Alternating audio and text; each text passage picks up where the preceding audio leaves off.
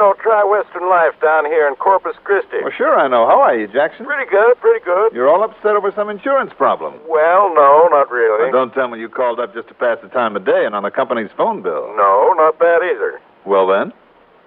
Tell me, Johnny, did you ever hear of the Padre Island treasure? I never even heard of Padre Island. Wait a minute. Sure.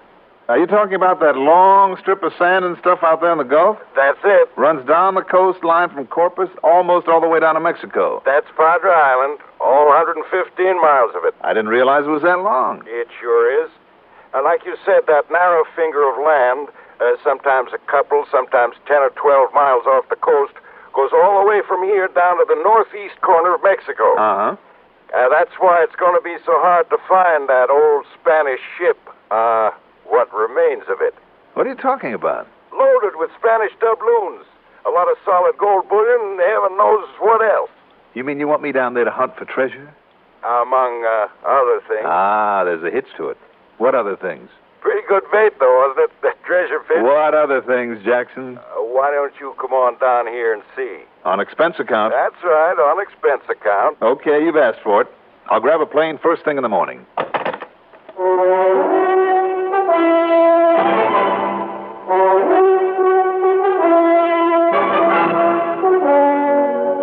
The CBS Radio Network brings you Mandel Kramer and the exciting adventures of the man with the action-packed expense account, America's fabulous freelance insurance investigator. Yours truly, Johnny Dollar.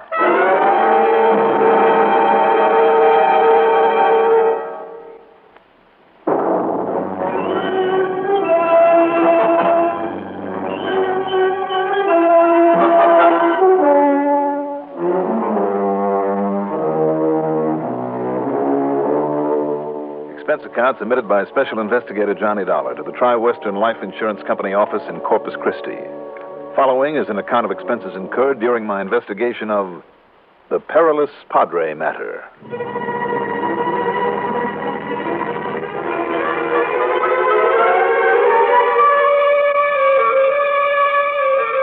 Expense account item 1, $128 even. Plane fare and incidentals to Corpus Christi, Texas.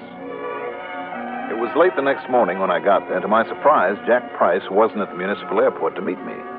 So I grabbed a taxi, that's item 2, a couple of bucks and a half, to the Robert Driscoll Hotel at the corner of Antelope and North Broadway. Checked in, unpacked my bag, cleaned up, and then proceeded to walk over to Price's office in the Katz building. But as I rounded the corner onto Lawrence Street, I passed the big stockbroker's office there and... Okay, buddy. You feel this in the middle of your back? I feel it. Then eyes straight ahead and keep walking. Act natural, see? You think you can get away with this in broad daylight? This here now 38 caliber Roscoe is the answer to that. You keep walking or I'll blow a hole in you so big you could shove an expense account through it. Oh, please, consider my poor sick wife and 13 starving children. You think that sob stuff will get you anywheres? You can try it on Big Nick and the rest of the mob. We don't like you Eastern hoods cutting in on our territory, see? You try any fancy capers here in Corpus, and you're going to find out that you're the Corpus, see? Now, that's a funny, so you better laugh, see? Better not laugh. I'm sorry, Doug, but I'm weeping because you'll never make it. Oh, sir, you cut me to the quick. I thought that was a pretty good performance in the fine old Johnstone tradition. Johnstone tradition. And I'll tell you this, your brother Jack will never put it in the script when he writes up this case of mine for broadcast. I'm crushed. All kidding aside, Doug, I'm glad to see you. How are you? Fine, Johnny, fine. But why doesn't that brother of mine let me know in advance when you're coming down here? Doug, are you forgetting that he can't dramatize these insurance investigations for the air until after they're done and over with? Well, I guess you've got a point there. But how'd you find out so soon? Well, that's just the point, Doug. I didn't. You what? Mr. Johnstone, I will have you know that at this moment, I haven't the least idea what I'm supposed to be investigating down here. Well, then maybe I have. Oh? You were on your way to Jack Price's office? That's right. Tri-Western Life over in the... Why, what's the matter? You won't find him there. Well, where will I... Wait a minute, what goes? Well, Jackson Price and I have been good friends ever since I moved down here, Johnny. I know you have. I guess that's why his wife called me this morning to see if I knew what had happened to him.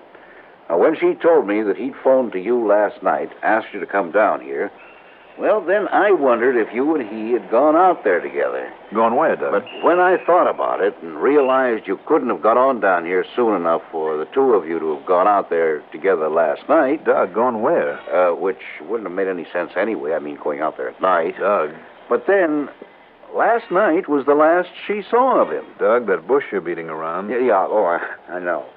Come on, Johnny. You and I had better round up some equipment and get out there without wasting any time. Get out where, Doug? Padre Island. Oh. Yes. And let's hope that... Well, let's hope we find Jackson still alive out there.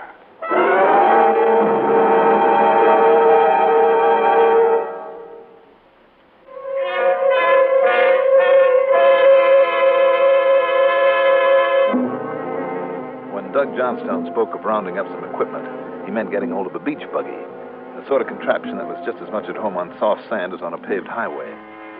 Turned out to be a Jeep with a set of the biggest, fattest tires on it I'd ever seen.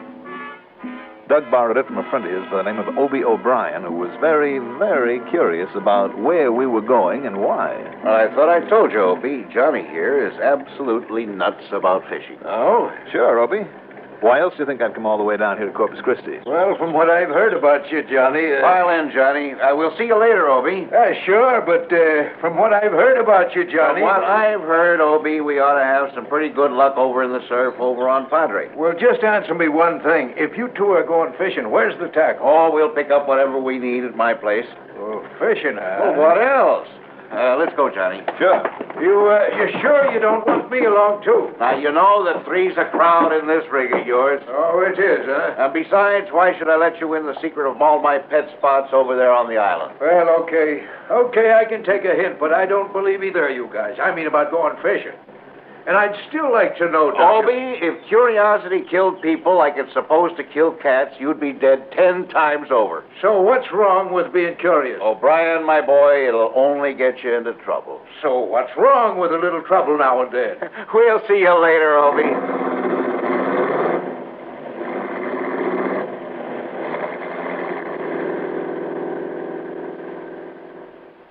But at Doug's house on Hinman Drive, instead of loading up with fishing tackle, he threw in a couple of long-handled shovels, a couple of Jeep cans of extra gas, a can of water, and, most important of all, he said, was an old but well-oiled 30-30 Winchester and a box of cartridges. You'd better throw some shells into it, Johnny. I don't like toting a loaded gun in a car any more than you do, but I think we'd better be prepared for anything. We tore on up to the north end of town, then across the new causeway to Padre Island, through the park, then headed south on the so-called highway that stretches from one end of that long, narrow, sandy island to the other.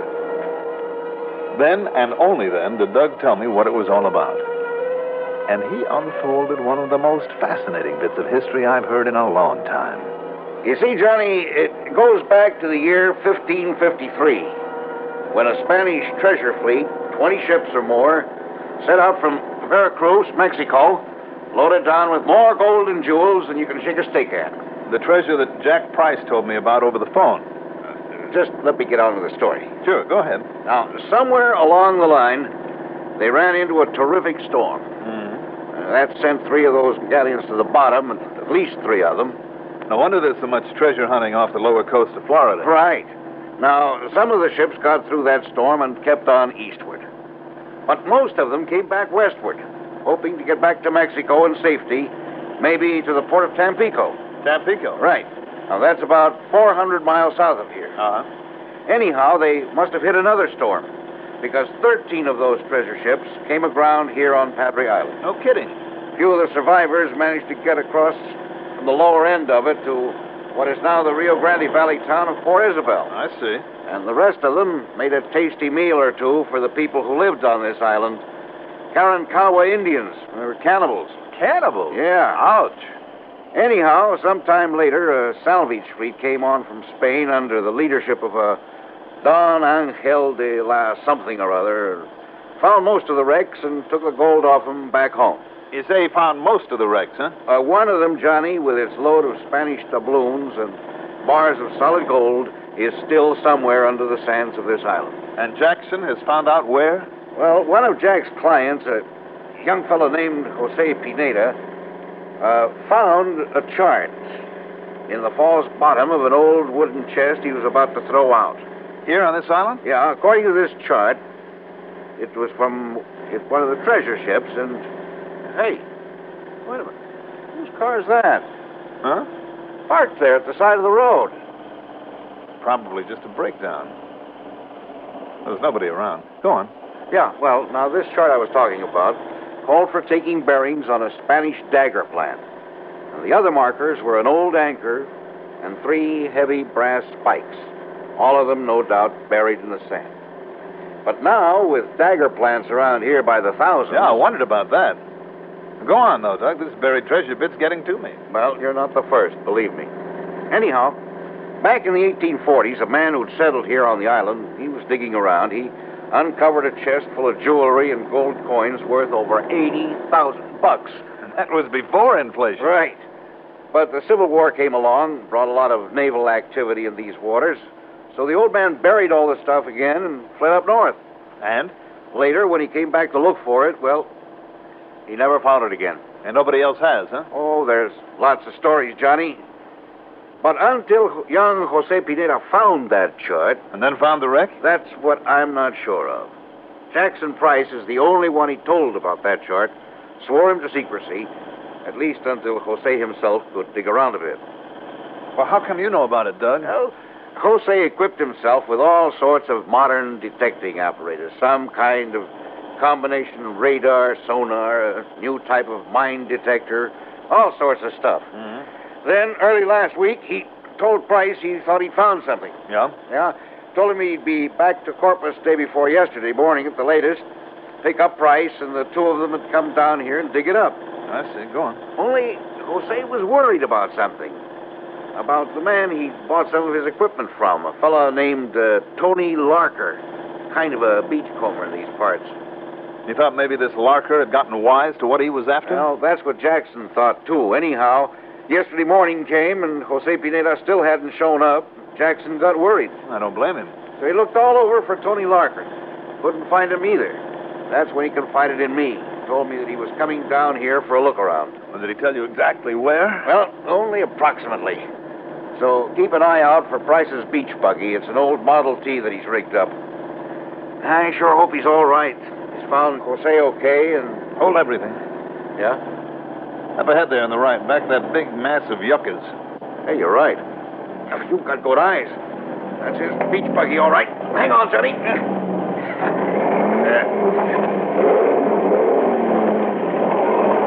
Kind of a deep hollow in that sand. Yeah, it's an old treasure hunting spot. Look, Doug.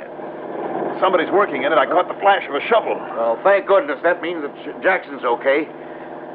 Skirt around that big mound on the left. Right. It looks a little smoother over there. Yeah, no sooner said than done. Hang on.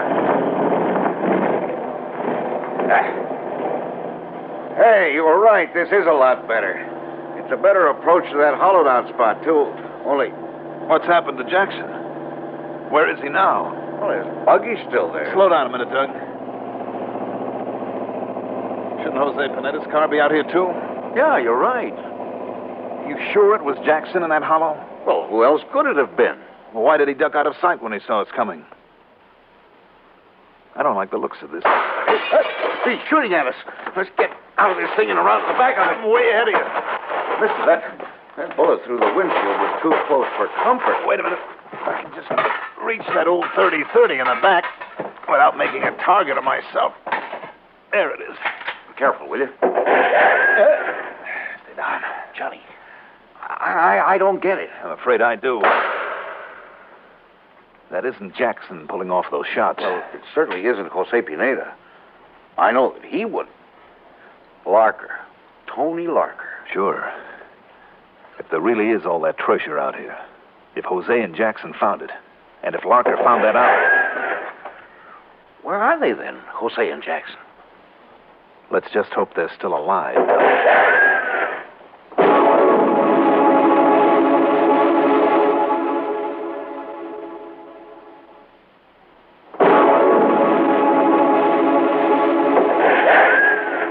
What'll we do, Johnny?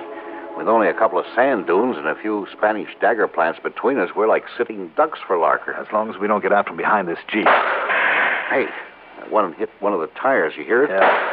There goes another one. All right, Doug, if he wants to play at war, we can too. You mean try to shoot it out with him? First of all, if I can reach one of these shovels in the back, we'll dig ourselves in. Huh? Then, sit here and wait for darkness, which isn't too far away now. Yeah, and then? Well, there are two of us, Doug. Maybe if we handle it right, we can surround him. You feeling brave, old boy? Johnny, I'm just as scared as you are. Okay, then. Let's map out our plan of action.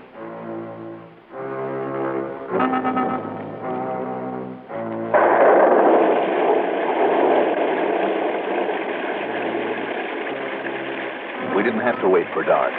Old Mother Nature suddenly stepped in and gave us a hand with one of the quickest, windiest, wettest thunderstorms that ever came up out of the Gulf. Doug and I separated then, he with that .30-30 rifle, me with the only handgun that I always carry. In the darkness, he circled wide to the right, firing an occasional shot in the hope of drawing the fire and the attention of Larker, there in the protection of that big hollow in the sand. Most of the light now came from the lightning, and I ran and stumbled over the dunes through the clumps of yucca. Then as I got close, got down on my belly, as I was about to make the sneak into the hollow. Oh, no. Johnny! Johnny! Larker's got away! Oh, I heard him take off in Price's car. Only thing we can do is go back to our buggy and... Those tires. Yeah. How are we going to get... Hey, Johnny, look. Did you see them? Two of them down there in the hollow. Come on.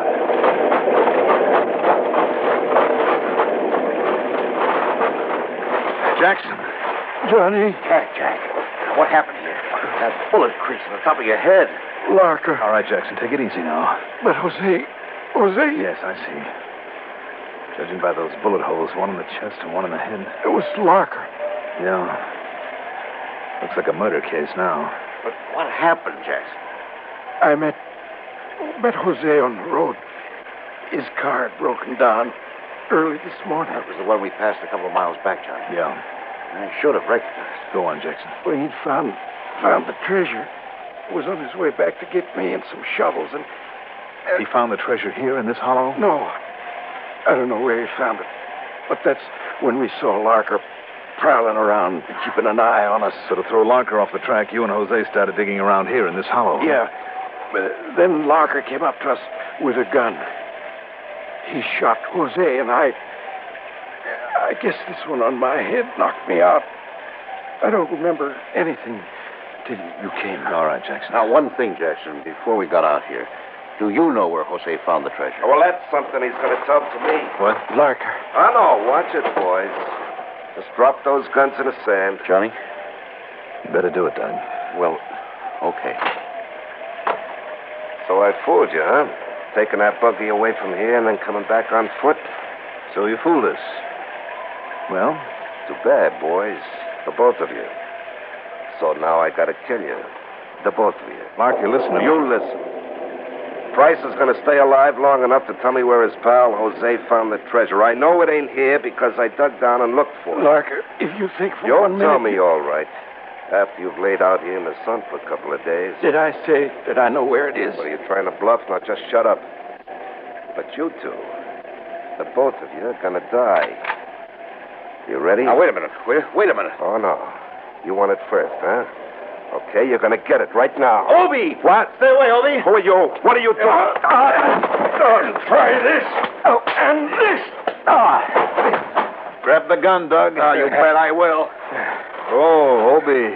Thanks a lot. It's a pleasure, Johnny. Whatever brought you sneaking up on us in the rain this way? Well, doggone, I told you guys you should have let me come out here with you.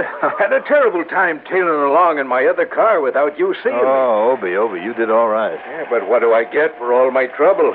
Soaked to the skin and a handful of sore knuckles. Oh, that Larker's tough, Johnny. Well, he's not nearly as tough as the sentence he's going to serve.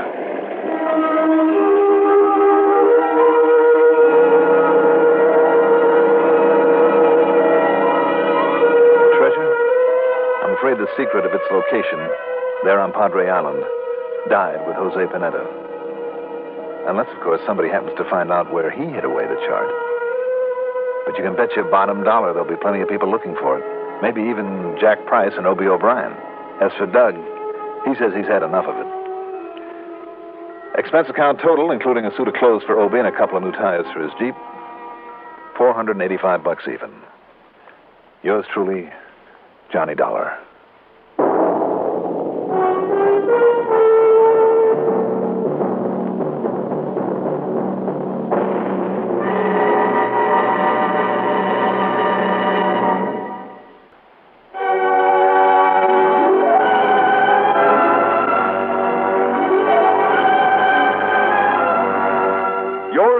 Johnny Dollar is written by Jack Johnstone, produced and directed by Bruno Zerato Jr., music supervision by Ethel Huber.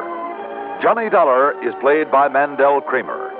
Also featured in our cast were Louis Van Ruten as Dog, Larry Haynes as Tony, Maurice Tarplin as Price, and Lawson Zerby as Opie. Be sure to join us next week, same time, same station, for another exciting story of yours truly, Johnny Dollar. This is Stuart Metz speaking.